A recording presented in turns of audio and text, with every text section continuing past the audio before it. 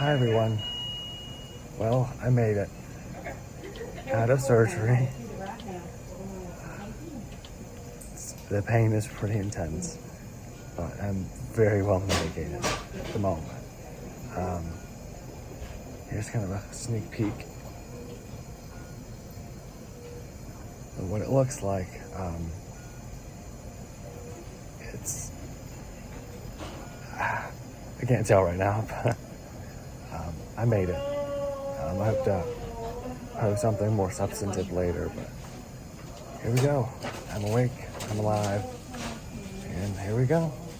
So thank you for all the prayers and thoughts and wishes and whatnot, and I'll give an update again soon.